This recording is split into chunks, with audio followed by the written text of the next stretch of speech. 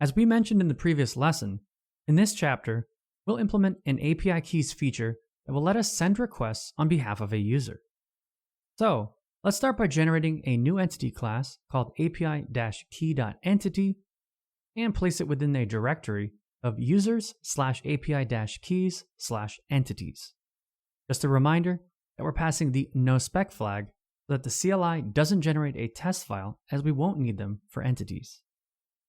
Let's do what we typically do and start by renaming the class to simply API key, removing the entity suffix here since it's redundant and we don't want the word entity in our database.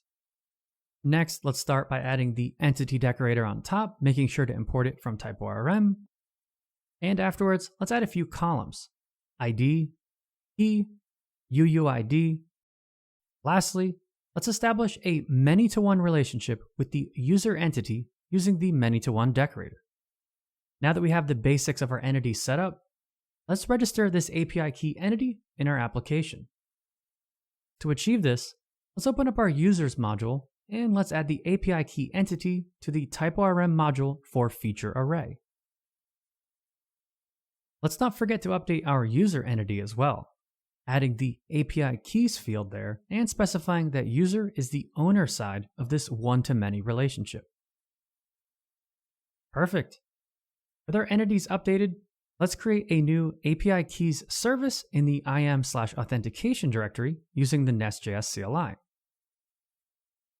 Once it's generated, let's open up the newly generated file and define 4 methods. Create and hash for creating and hashing new API keys, validate for validating API keys, extract ID from API key for retrieving the API key ID from the encoded API key, and lastly, generate API key for generating API key strings. Before we jump into these methods, let's start things off by declaring the missing generated API key payload interface right above the API key service class, but ideally, move this into its own file. We're just trying to focus on the task at hand here. This interface will consist of 2 properties: API key, which represents a user-friendly API key, and hashed key, a hashed version of the API key that we'll store in the database.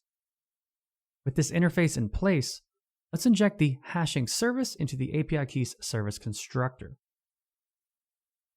All right, now onto the methods. We'll start with the generate API key.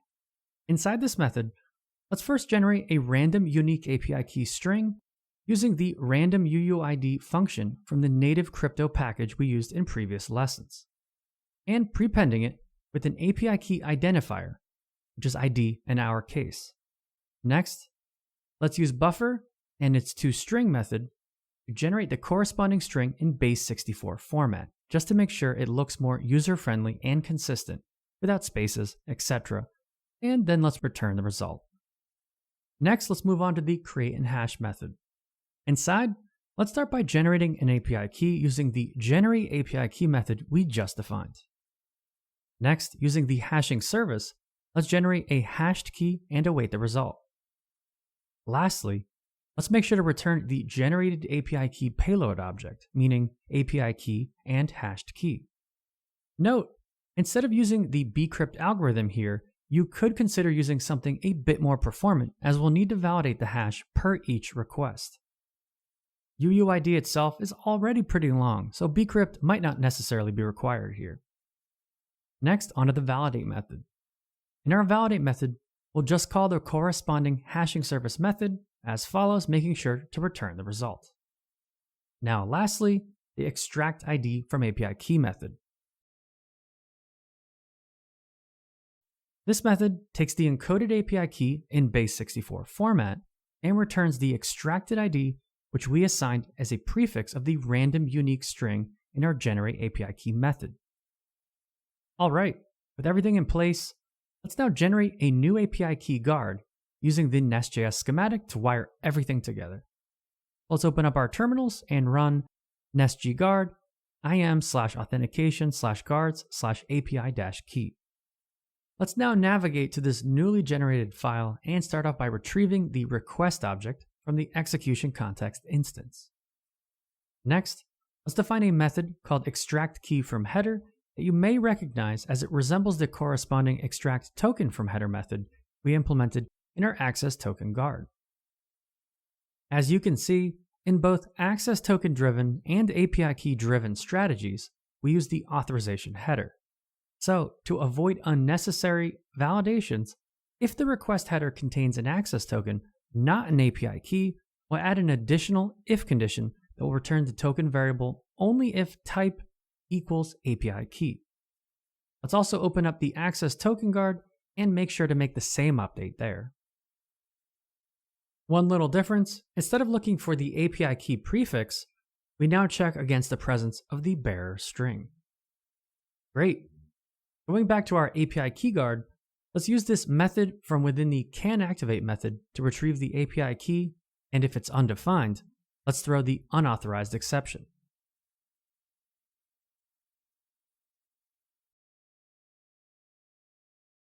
Before we move further, let's inject the API keys service to our guard's constructor so we can use it to validate incoming API keys. Also, let's inject the API keys repository so we can retrieve API key entries from our database table.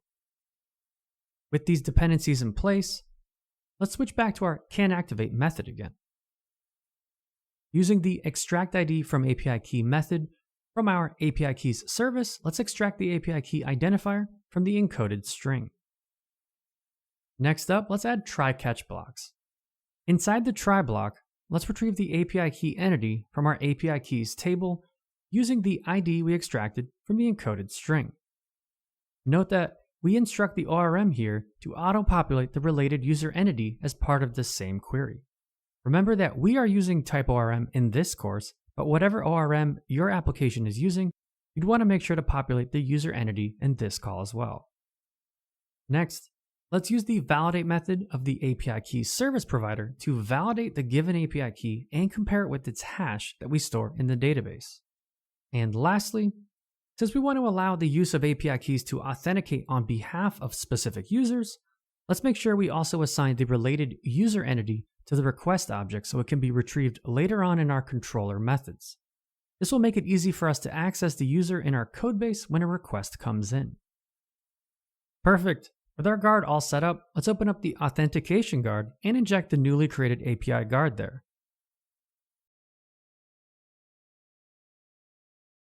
Next, navigate to the auth type enum and let's add the API key in there.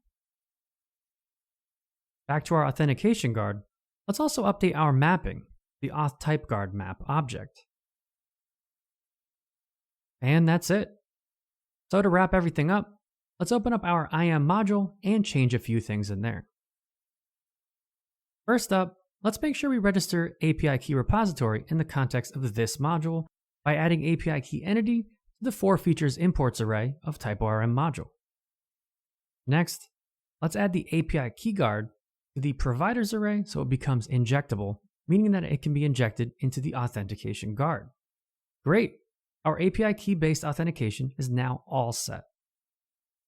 Let's save our changes and navigate to the Coffee's controller now. Here, we'll apply the auth decorator to the controller class, instructing our authentication guard that both bearer and API key driven strategies are supported by Coffee's routes. All right. To test everything out, we need to create a testable API key now.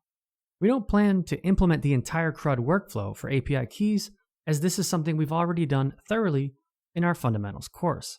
But ideally, it's probably something you'd want to have in a real-world application, so if you want, set it up for fun and for practice. So instead, as an easier way for us to test everything, we'll use Nest's REPL feature once again. Let's open up our terminals and start the REPL using the following command: npm run start -- entry file and REPL. Inside the REPL session, let's first declare a unique ID for our API key. UUID equals the string of random_unique_ID. Next, let's await and retrieve the API key service, call the create and hash method to generate the API key payload, saving everything to a payload variable. And lastly, let's insert a new API key into our database table using the API keys repository and calling the save method on it, making sure to pass down UUID, a key with the value of our payload.hashedKey, and user, making sure to specify the user, in our case, ID1. And voila, it worked. Let's make sure to copy this generated API key we got back.